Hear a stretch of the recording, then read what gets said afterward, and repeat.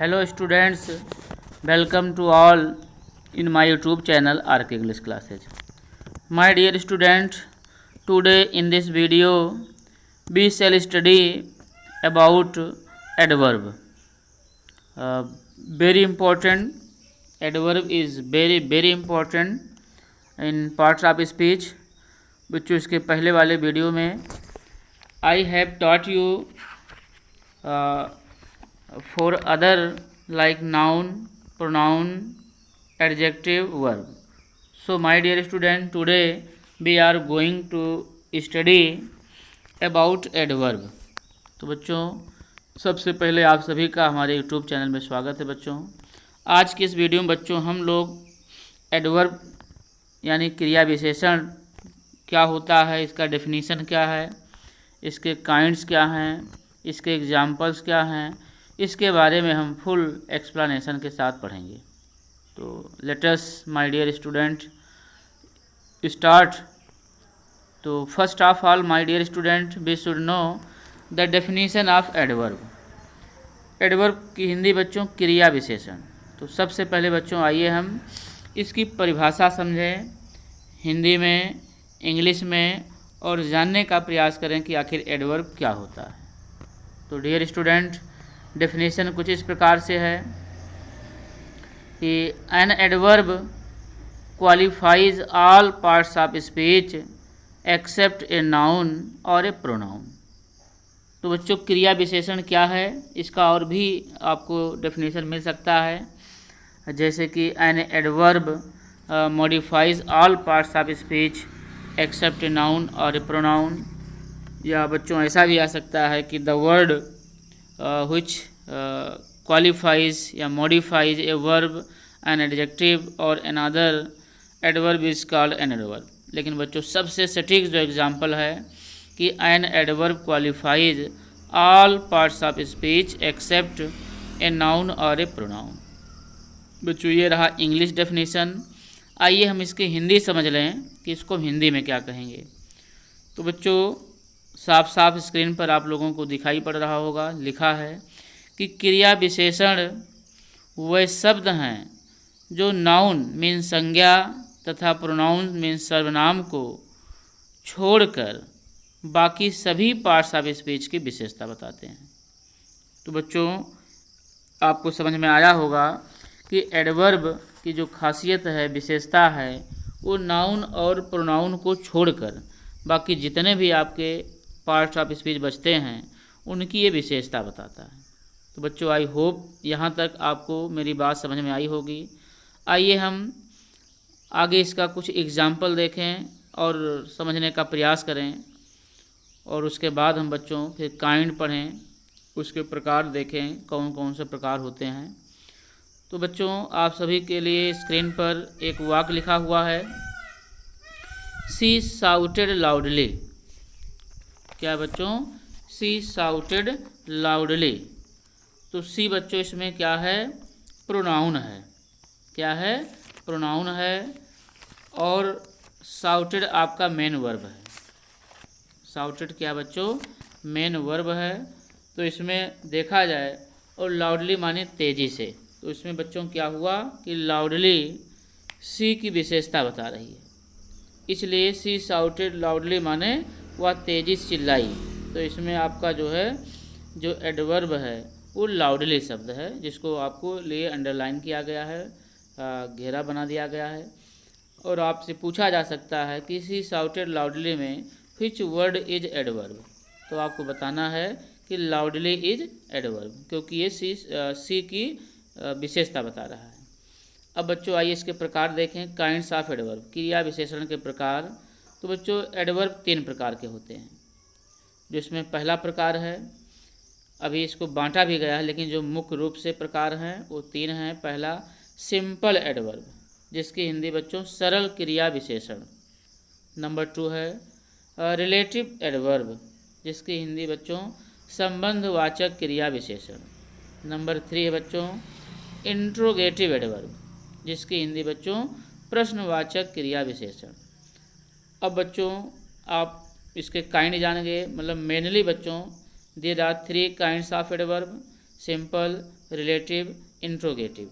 अब आपका जो सिंपल है बच्चों, सिंपल को तमाम भागों में बांट दिया गया है। तो आइए हम सिंपल के प्रकार समझें और सिंपल में कौन कौन से प्रकार हैं, उनका डेफिनेशन क्या है, उनमें कौन से शब्द आते हैं, इन सब चीज़ों के बारे में जानें। तो बच्चों आई होप यहाँ तक भी आपका एकदम क्लियर हो गया होगा। तो अगली बात बच्चों है काइंड ऑफ सिंपल एडवर्ब, अर्थात सरल क्रिया विशेषण के जो प्रकार हैं ये निम्न प्रकार के होते हैं, या ऐसे निम्न चीज़ों का बोध होता है। नंबर 1 है बच्चों एडवर्ब ऑफ टाइम, नंबर 2 है बच्चों एडवर्ब ऑफ प्लेस, नंबर 3 है बच्चों adverb of manner, number 4 adverb of frequency, number 5 adverb of degree, number 6 adverb of cause, number 7 adverb of affirmation, और बच्चों लास्ट जो सिंपल एडवर्ब का प्रकार बनता है या जो बातें इसके अंतर्गत आती हैं वो है एडवर्ब ऑफ नेगेशन। तो आई होप बच्चों आप जो है इसके प्रकार, सरल क्रिया विशेषण के प्रकार जो है तो बच्चों आई होप जो है यहाँ तक आपको बातें समझ में आई होंगी। अब आगे बच्चों हम एक एक करके पढ़ेंगे कि आखिर एडवर्ब ऑफ टाइम क्या है, एडवर्ब ऑफ प्लेस क्या है, मैनर क्या है, फ्रीक्वेंसी क्या है, डिग्री क्या है, काज क्या है, अफर्मेशन और नेगेशन क्या है। तो बच्चों यदि आपको हमारा वीडियो पसंद आए तो प्लीज़ वीडियो को लाइक किया करें, शेयर किया करें, नए बच्चे चैनल को सब्सक्राइब करें, दूसरों से भी करवाएं, और कोई दिक्कत हो बच्चों तो आप जो है हमको कमेंट बॉक्स में अपना कमेंट लिखें ताकि मैं आपकी बातों को जान सकूं, आपकी समस्या को समझ सकूं और उसके हिसाब से मैं फिर आपको आगे वीडियो प्रोवाइड करवाता रहूं। तो बच्चों आइए हम देखें एडवर्ब ऑफ टाइम के बारे में। बच्चों आप सभी के लिए स्क्रीन पर एडवर्ब ऑफ टाइम क्या है, इससे किसकी जानकारी होती है, इसके बारे में देखें। तो इसका जो हिंदी डेफिनेशन है बच्चों कि इससे समय का बोध होता है। एडवर्ब ऑफ टाइम से क्या बोध होता है, समय का बोध होता है, समय की जानकारी होती है। अगर हम इसको इंग्लिश में कहना चाहें बच्चों तो adverb of time shows the time of an action. और बच्चों they answer the question when. तो बच्चों इसका एक एग्जांपल आप लोगों के लिए, I shall go to school tomorrow. I shall go to school tomorrow बच्चों कोई आपसे पूछे बच्चों किसमें कौन सा शब्द है जो एडवर्ब ऑफ टाइम बताता है, तो आप तुरंत बताएंगे कि टुमारो ये शब्द कैसा है, समय सूचक है, समय की जानकारी दे रहा है कि मैं कल स्कूल जाऊंगा। तो बच्चों आपका टुमारो क्या हुआ, एडवर्ब ऑफ टाइम हुआ। और बच्चों अगर हम देखें तो इसके अंतर्गत जो महत्वपूर्ण शब्द हैं जिनको अंडरलाइन करके आपसे पूछा जा सकता है वो कुछ इस प्रकार हैं, स्क्रीन पर आपके लिए लिखा गया है, आप इसको बच्चों नोट कर लीजिए, दिमाग में रख लीजिए। यही शब्द जो अंडरलाइन करके आपसे पूछ लिया जाएगा कि इसमें कौन सा जो है एडवर्ब है, टाइम है, प्लेस है, आप चूक जाएंगे। तो इसमें अंतर्गत बच्चों आता क्या है, today, tomorrow, after, ago, early, late, recently, soon, then, now, immediately, never, before, shortly, ever आदि शब्द बच्चों एडवर्ब ऑफ टाइम के अंतर्गत आते हैं। और बच्चों इसमें एक और बात है कि इसमें कब लगाने पर जो है व्हेन लगाने पर उत्तर मिलता है, तो हम जान जाते हैं कि ये कौन सा हो सकता है, adverb of time. I hope बच्चों आप बहुत ही अच्छे से एडवर्ब ऑफ टाइम समझ गए होंगे। अब बच्चों आइए हम एडवर्ब ऑफ प्लेस क्या होता है इसके बारे में जानें। तो बच्चों एडवर्ब ऑफ प्लेस क्या है, इसका परिभाषा कुछ इस प्रकार है हिंदी में, इसमें स्थान का बोध होता है। बच्चों एडवर्ब ऑफ प्लेस में स्थान का बोध होता है। अगर हम इसको इंग्लिश में कहना चाहें तो adverb of place indicate where और at what place an action is performed अथवा डन, अर्थात जो है स्थान की तरफ संकेत करता है। इसका एक एग्जाम्पल है बच्चों, ही विल गो देयर। इसमें आपसे कोई पूछ सकता है कि कौन सा शब्द एडवर्ब ऑफ प्लेस है, तो बच्चों आपको बताना है, ही तो आपका हो नहीं सकता, विल हेल्पिंग वर्ब है, गो आपका मेन वर्ब है, ही प्रोनाउन है। तो बचा क्या बच्चों आपका देयर। तो देयर क्या है, वहाँ, स्थान सूचक है, जगह सूचक है। तो ये हमारा एडवर्ब ऑफ प्लेस है। देयर क्या है बच्चों, एडवर्ब ऑफ प्लेस है। तो बच्चों आइए हम इसके अंतर्गत कुछ और शब्दों को जान लें कि एडवर्ब ऑफ प्लेस के अंतर्गत और कौन कौन से शब्द आ सकते हैं। तो इसके अंतर्गत बच्चों out, down, near, for, above, below, inside, anywhere, everywhere, nowhere, away, within आदि शब्द आते हैं। और बच्चों इसमें अगर देखा जाए तो इसमें वेयर लगाने से, कहाँ लगाने से जो उत्तर मिलता है वो हमें बताता कि ये इसमें एडवर्ब ऑफ प्लेस है। तो आई होप बच्चों आपको एडवर्ब ऑफ प्लेस भी क्लियर हो गया होगा। आइए बच्चों हम अगला नंबर 3 देखें। एडवर्ब ऑफ माइनर क्या होता है। इसका परिभाषा बच्चों आप लोगों के लिए कुछ इस प्रकार है कि एडवर्ब ऑफ माइनर माने बच्चों इससे किसी कार्य को करने का ढंग प्रकट होता है। एडवर्ब ऑफ माइनर क्या है बच्चों, इससे किसी कार्य को करने का ढंग प्रकट होता है। अगर हम इसको अंग्रेजी में डेफिनेशन देना चाहें तो adverbs of manner tell how और in what manner an action is done अथवा एन एक्शन इज कंप्लीटेड। बच्चों इसका एग्जाम्पल देखें हम तो she spoke clearly, she spoke clearly, तो वो बड़ी साफ सुथरे ढंग से बोली। तो बच्चों क्लियरली क्या है, सी का माइनर बता रहा है, तो इसलिए आपका ये सी स्पोक क्लियरली, इसमें क्लियरली को आपसे पूछा जा सकता है कि कैसा एडवर्ब है। तो बच्चों आपको जानना होगा कि ये तो एडवर्ब ऑफ माइनर है क्योंकि इसमें किसी कार्य को करने का ढंग बताया जा रहा है। अब बच्चों अगर हम इसके अंतर्गत शब्द देखें तो इसके अंतर्गत slowly, bravely, carefully, loudly, quickly, fast, well, दस, सो आदि शब्द आते हैं। इसमें बच्चों अधिकांशतः जो है एडजेक्टिव में यल वाई लगाकर बनाया जाता है एडवर्ब ऑफ माइनर वाले शब्दों को। तो बच्चों आई होप जो है आप इस बात को समझे होंगे। अब बच्चों आइए हम एडवर्ब ऑफ फ्रीक्वेंसी क्या है इसके बारे में जानें। तो बच्चों एडवर्ब ऑफ फ्रीक्वेंसी का परिभाषा जो इस प्रकार से है कि इससे यह प्रकट होता है कि कोई कार्य संख्या में कितनी बार हुआ है। अर्थात बच्चों अगर हम इंग्लिश में इसको कहना चाहें तो adverbs of frequency show how often, how many times और how frequently an action takes place and they answer the question how often और हाउ मेनी टाइम्स।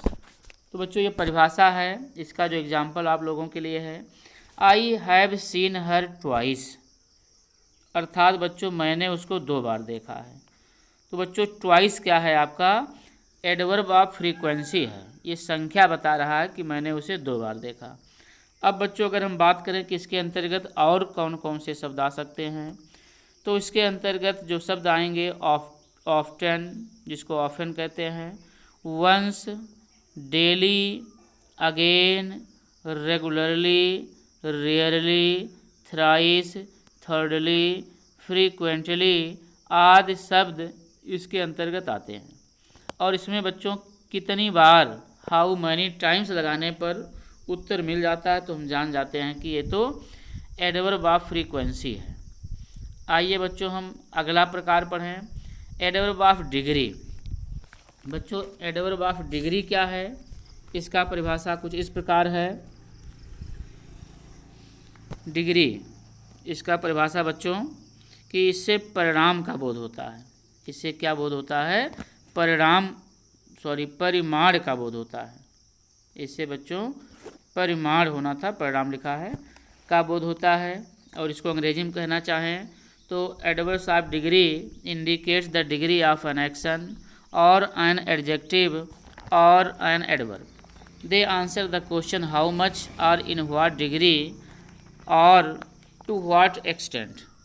तो बच्चों इसके अंतर्गत जो आपका एग्जाम्पल है, ही इज क्वाइट रॉन्ग। बच्चों इसमें कोई आपसे पूछे कि कौन सा शब्द एडवर्ब ऑफ डिग्री है, तो बच्चों इसमें आपको क्वाइट को टिक करना है, जो किया भी गया है, आप इसको समझ गए होंगे। अब बच्चों अगर हम देखें कि इसके अंतर्गत और शब्द कौन कौन से आ सकते हैं, तो इसके अंतर्गत मच, मोर, लिटिल, फुली, होली, सो, एनफ, एनी, ऑलमोस्ट, एग्जैक्टली आदि शब्द बच्चों इसके अंतर्गत आते हैं। और बच्चों इसमें क्रिया में कितनी मात्रा, हाउ मच लगाने से जो हमको उत्तर मिलता है वो एडवर्ब ऑफ डिग्री होता है, अर्थात बच्चों इससे जो है परिमाण का बोध होता है। नेक्स्ट है बच्चों एडवर्ब ऑफ काज और रीजन। क्या बच्चों? एडवर्ब ऑफ रीजन या काज, इसका दो नाम है। तो इससे सिंपल शब्दों बच्चों इससे कारण का बोध होता है। रीजन माने कारण, काज माने कारण। और अगर हम इसको अंग्रेजी में डिफाइन करना चाहें तो एडवर्ब्स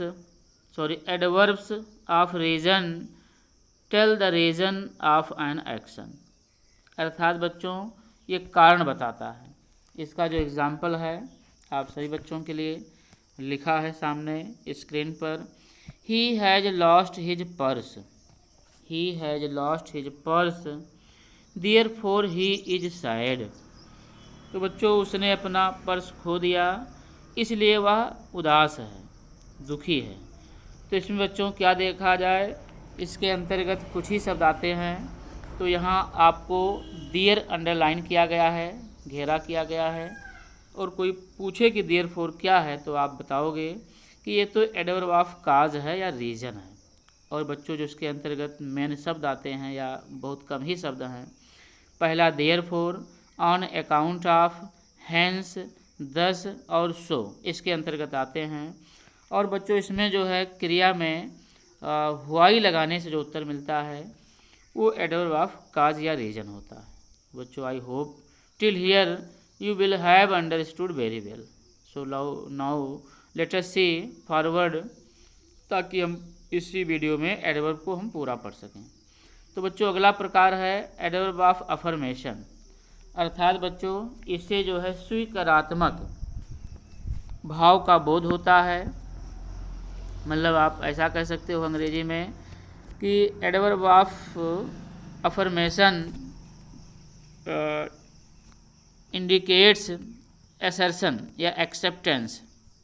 तो बच्चों इसका जो एग्जाम्पल है, he will certainly finish the work. इसमें बच्चों जो देखा जाए कि एडवर्ब ऑफ अफर्मेशन का जो शब्द है सर्टेनली अंडरलाइन भी किया गया है। और इसके अंतर्गत और शब्दों को देखा जाए तो बहुत कम शब्द हैं, यस, श्योरली और ट्रूली।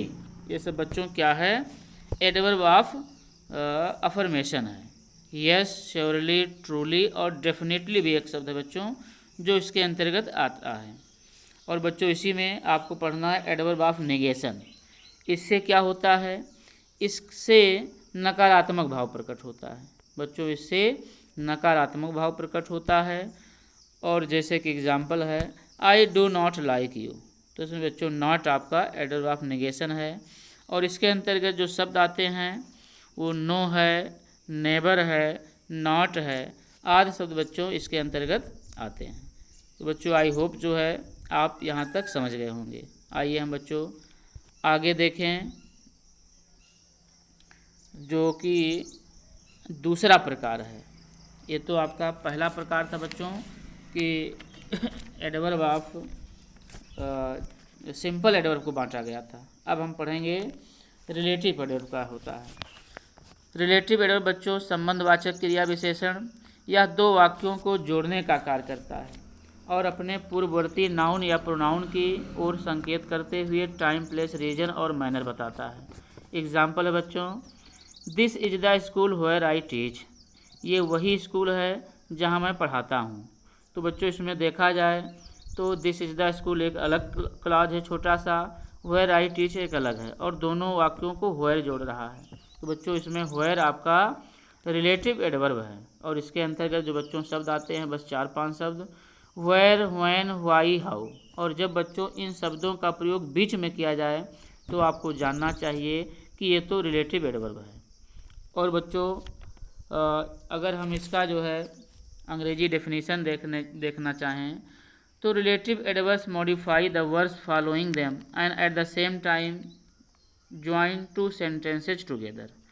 अब बच्चों जो आपका एडवर्ब का अंतिम प्रकार है इंट्रोगेटिव एडवर्ब। तो बच्चों इससे क्या होता है कि प्रश्नवाचक क्रिया विशेषण का प्रयोग जो है वाक्य में प्रश्न पूछने के लिए सबसे पहले किया जाता है। जैसे बच्चों एग्जाम्पल लिखा है वेयर डू यू लिव। तो बच्चों इसमें क्या है, वेयर आपका इंट्रोगेटिव एडवर्ब है। और इसके अंतर्गत बच्चों अगर हम इसका जो है अंग्रेजी में डेफिनेशन देखें इंट्रोगेटिव एडवर्ब का तो बनेगा बच्चों कि interrogative adverbs are used for asking questions. और बच्चों इसके अंतर्गत where, what, why, when, how long, how much, how many आदि शब्द आते हैं।